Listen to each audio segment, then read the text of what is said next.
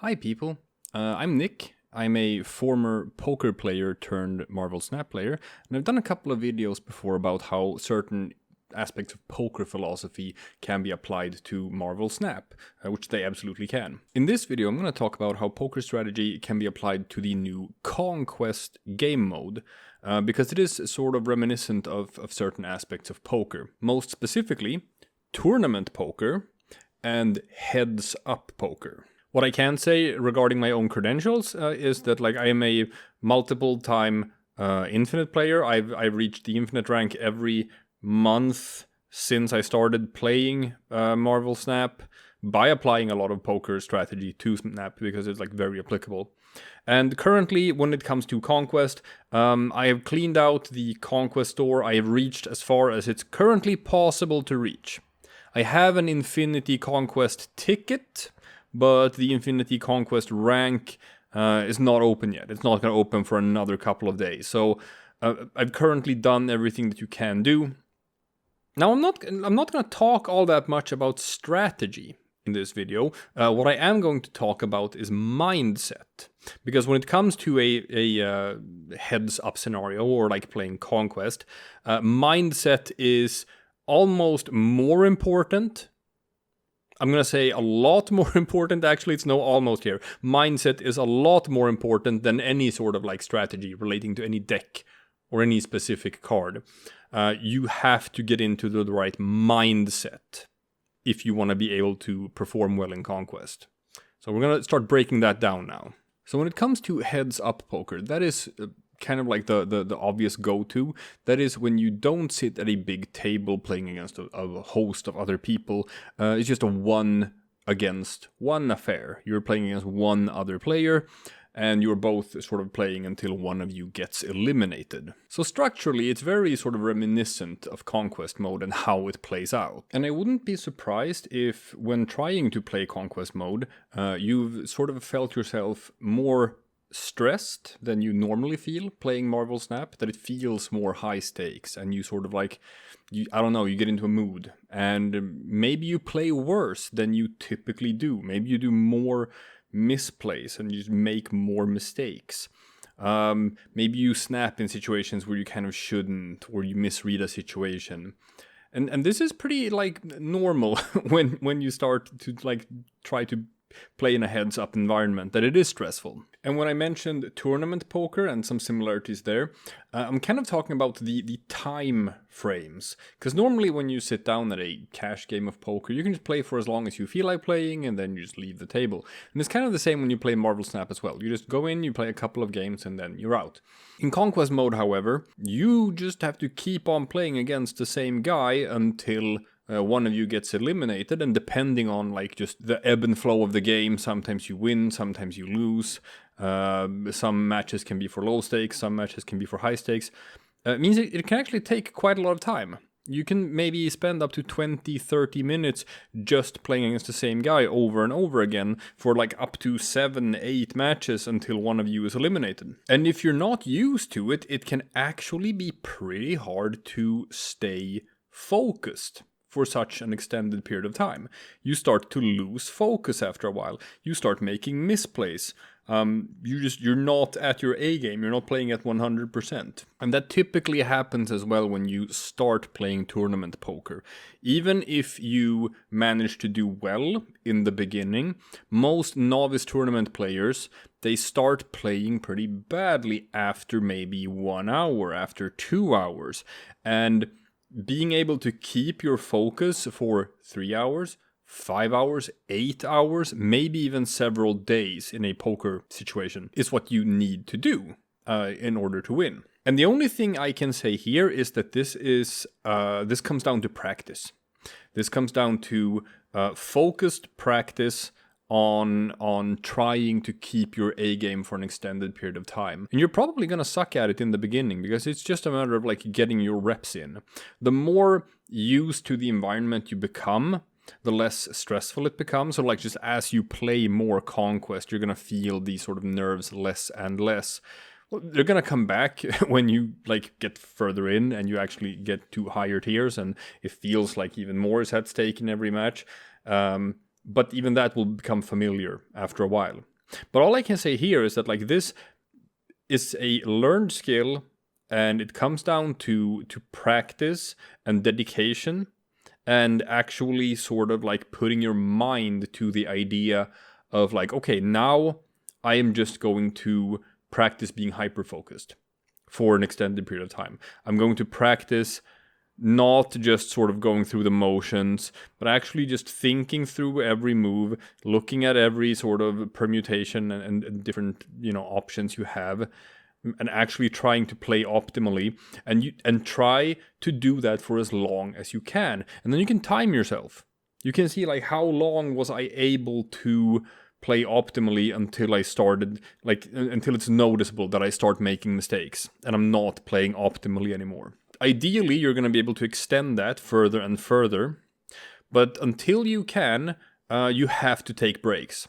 You have to take mental breaks to let your mind sort of reset. So say that you've done this like for a couple of times now, and you sort of have a good grip on where you're at, and you know that you can play focused for maybe 40 minutes before you start losing focus. If you know that, then you know that like at the 40-minute mark, you have to stop playing. You have to stop playing, you have to walk away from Snap, you have to go take a walk around the block. Go have a glass of water. Do something else for a couple of minutes. Just let your brain rest. And then you can come back, and then you can do this exercise again and try to remain focused for as long as you can. And when you start to lose focus, go take another break. And I think beyond the issues of maintaining focus for extended periods of time, I think the biggest mental trap is the feelings of doom, right? Impatience. I'm going to talk about both of these things. When you take a big loss, say you play the first game, you miscalculate, or like you misread the situation, you do a double snap and then you lose, and now you have 2 cubes left and your opponent has 8, which means you can only gamble for 2 cubes in every match. Now you've put yourself in a situation where you have to win 5 games in a row to continue. Now, and this is sort of like where you separate the good players from the mediocre ones, I'm going to say. Because in this situation, a lot of people, I'm going to say the vast majority of people, vast majority of people are going to give up. They're going to give up mentally. They're going to just say, this is pointless. I'm not going to win 5 games in a row. And they're probably just going to forfeit. Maybe start again, like with better odds or whatever. Just try anew. Take that hit, buy a new ticket. But that is the completely wrong mindset to have. And I'm going to explain why for a couple of reasons why that is the wrong mindset to just have. Number 1, all poker players who are worth their salt know of the name Jack Strauss. Jack Strauss is a very famous poker player, and he is the origin of the phrase, all you need is a chip and a chair. This was back in 1982 in the World Series of Poker tournament. And Jack Strauss he thought that he had pushed all of his money in, but he didn't. There was like one single chip that he had forgotten to add to the pot, and then he lost the pot. He thought he was eliminated, but no, he still had one poker chip left. And he took that one poker chip, and he kept on playing in the tournament. And he doubled up, and he doubled up, and he doubled up. And eventually he went on to win the 1982 World Series of Poker. Hence the saying, all you need is a chip and a chair. Which means that you should never give up. It doesn't matter how miserable things look. You can always bounce back. You can always win. And you should, because adopting this sort of mindset is going to make you a better Marvel Snap player. I had this exact experience. I have footage here showing on the screen of me playing Conquest against a Wong deck with me playing Sarah Control. And Sarah Control versus Wong is one of the most favorable matchups you can imagine. Sarah Control is supposed to steamroll Wong decks. I think Wong decks have a 10% win ratio against Zero Control or something. But I found myself in that exact situation of like, I got really unlucky early and my opponent, you know, won a double snap and I was down to 2 cubes. I now found myself in a situation where in order to continue with this and advance, I have to win 5 matches in a row. So that is exactly what I did. I just stuck with it. I did not give up. I did not budge in my game plan. I just kept on playing optimally, kept on playing exactly the way you're supposed to play the deck, and I just kept on winning again and again and again and again and again until I eventually defeated him. So adopting this mindset is like super important, just to get that mental fortitude of actually being able to go far. It's gonna help you climbing to infinite rank as well. Just being able to adopt this mindset of like, do not let setbacks get to you mentally. Just ignore them. Don't even think about it. Don't even stress it. Just keep on playing optimally anyway. But say you're like not in a favorable matchup. Say it's an unfavorable matchup. Say it's Zero Control versus Galactus or something. Or say it's like an even matchup. Zero Control versus High Evolutionary, which could go like either way. Take this as an opportunity to refine your game. It's actually quite valuable to be put in a situation where you get to face the same deck like 5 or 6 times in a row. You learn so much. You learn so much about how you're supposed to play against that deck. You learn like common pitfalls, common mistakes that you do against that deck, common mistakes that people who have that deck do against you.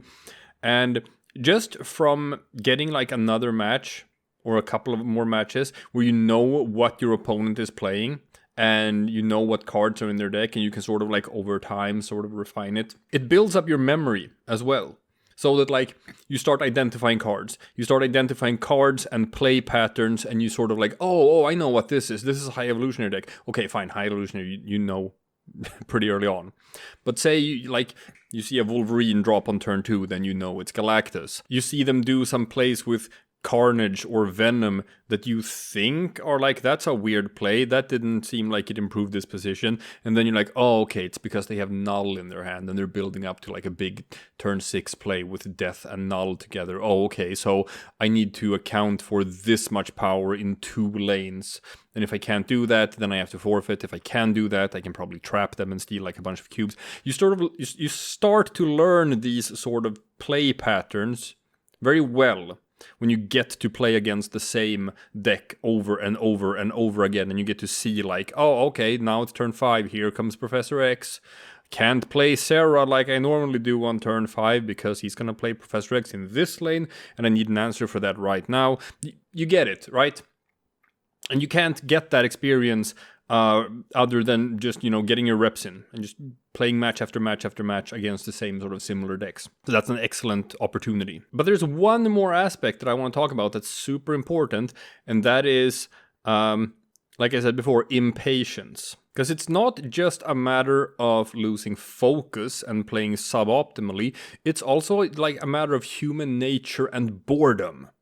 Where like you keep playing the same game over and over again, and eventually you start feeling like you just want it to be over and done with. And you see that in poker tournaments as well, where people, you can tell, they're mentally checked out, they don't want to play anymore, they start doing like really bad moves because they're like, well, I'm either gonna double up and win and become chip leader, or I'm gonna get eliminated, but I just can't be... I don't want to be in the grind anymore. I'm fed up with it. And that is like such a suicidal mind state to get into. Like you cannot get into that mind state if you want to be successful. You know, going all doom and gloom and like giving up when things aren't going your way, that's a problem.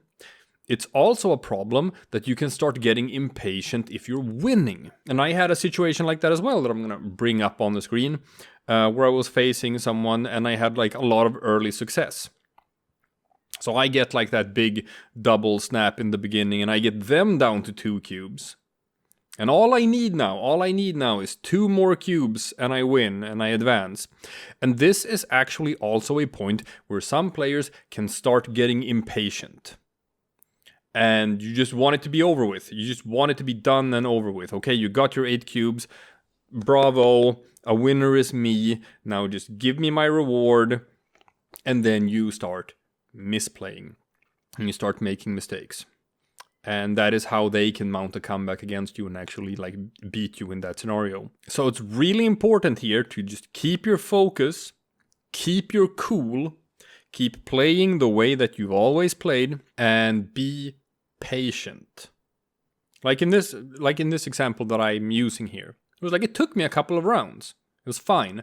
I was not going for like just a quick win. I was just like slowly finding my spot, just knowing that when the situation arises where I do get like the opportunity to eliminate them, when I see the right match for it, I'm not gonna let the opportunity pass me by. I'm going to play optimally and not gonna make any mistakes, and I'm going to beat them when it's the right time to beat them.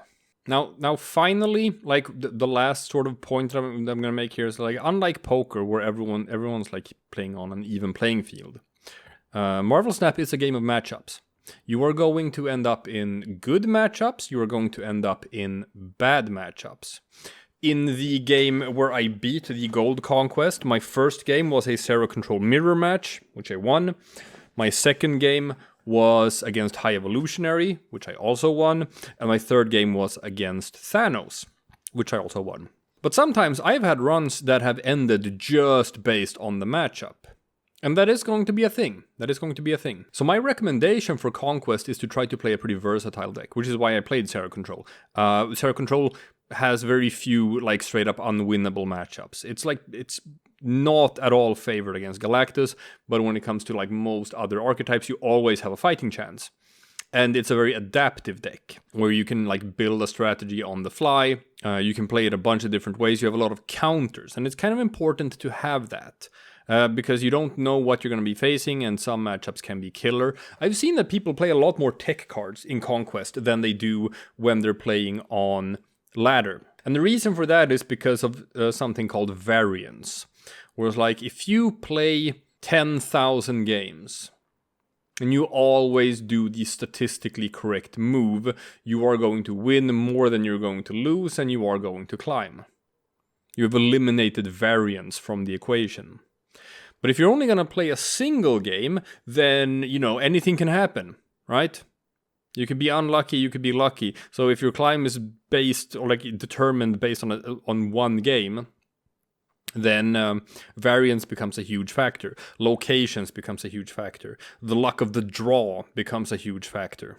It's not a factor over the course of 10,000 games, but it is a factor if you're only going to play a single game. So what's good on ladder, which is consistency, a deck that consistently performs well, is not exactly the same as what's good on Conquest, because what's good on Conquest is a deck that can be creative, and a deck that can build a strategy on the fly, and that can adapt to different situations. So I would not recommend playing a deck like, for example, Patriot on Conquest, because Patriot just has one strategy. You're always going to play Patriot the same way, pretty much no matter what your opponent's going to do, and it's going to win you some games, but it's going to lose you some games. And you can't afford to lose games on Conquest. You have to be able to beat everything, basically. So you need to run counter cards, and there are a couple of cards that you might not include in your deck on ladder that you probably should include in Conquest. I'm talking about lane control cards. I'm talking about Spider-Man, Storm, Professor X. Very strong cards in the Conquest game mode. Goose, excellent card for lane control as well, and just denying your opponent their ability to build a strategy of their own. Shang-Chi, Enchantress. These are cards that can just outright win you games. Shang-Chi more than Enchantress. Enchantress isn't really the biggest thing in this current meta. She can counter Null. She can counter Devil Dino. A couple of other use cases as well. Morbius. And of course, cards that can, take care of bad locations. Because bad locations is one of those variance things that can screw you over badly. If you play 10,000 games, you don't care. Sometimes you get good locations, sometimes you get bad locations. But in Conquest, you cannot afford to get bad locations. So you want to run Storm for that reason as well. You want to run Scarlet Witch. Hell, you might even want to run Rhino. What do I know? There's also Magic, which is a card that can both deal with a bad location and take your opponent by surprise and sort of like screw with their strategy. So you have like a couple of different options here that can get you out of like a bad situation and let you win a game that you maybe otherwise would have lost. And remember, like ultimately, it feels daunting, whereas like you have to win just X amount of games in a row and you can't take any losses. But remember, like you can take losses.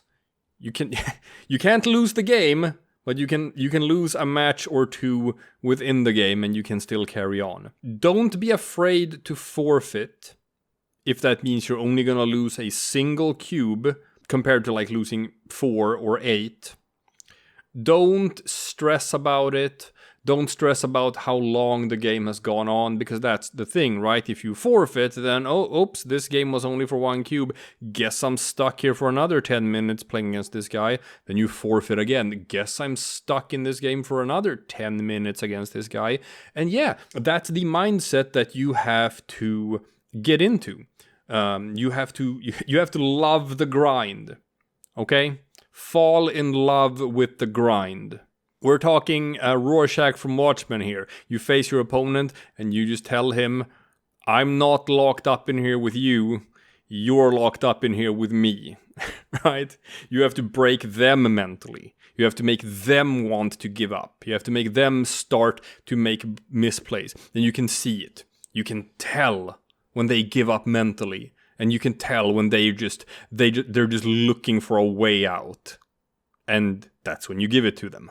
And that's it. That's the analysis. If you've enjoyed this video, and these thoughts and these philosophies on how to approach the game, please leave a like. Consider subscribing if you thought this was helpful and you want more.